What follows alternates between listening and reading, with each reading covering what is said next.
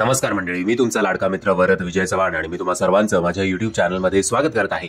मंडळी, या शुक्रवारी रिलीज झाले होते 2 मराठी सिनेमे. एक म्हणजे रघुवीर आणि दुसरा म्हणजे युवा नेता. युवा नेताचं तसं काय फार प्रमोशन असं झालं नव्हतं. आय थिंक ठाण्यामध्ये तर फक्त एकच शो आहे विवियाना मॉलमध्ये, तो सुद्धा आय थिंक बहुतांश कॅन्सल होत असावा. बाकी मुंबईभर किंवा महाराष्ट्राच्या इतर पट्ट्यात तो त्याला शोज तरी मिळालेत का याच्याबद्दल जरा शंका आहे.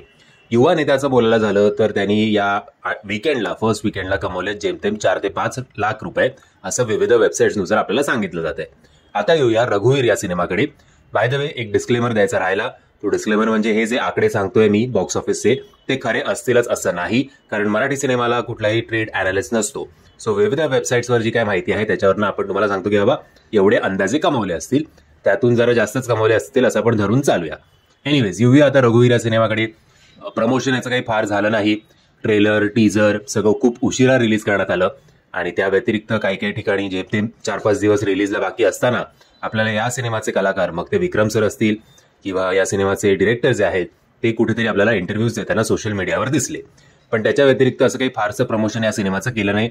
त्यामुळे जे काही याचं बुकिंग झालंय ते फक्त आणि फक्त समर्थ रामदास स्वामी यांच्या नावावर झालेलं आहे, यांच्या फॉलोअर्समुळे झालेलं आहे असं आपल्याला म्हणायला काही हरकत नाही. पहिल्या दिवशी असं म्हटलं जात होतं शुक्रवारी या सिनेमाने कमवले होते फक्त 2 ते 3 लाख रुपये.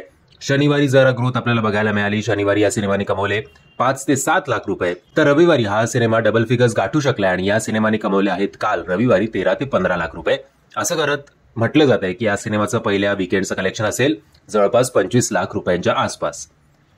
खास करून आमच्याकडे मुंबईला म्हणजे गोरेगावला तर याचं आय थिंक शुक्रवार, शनिवार, रविवार तिन्ही दिवस जो एक शो अवेलेबल होता ओबरॉय मॉलला तो आय थिंक हाऊसफुल जात होता.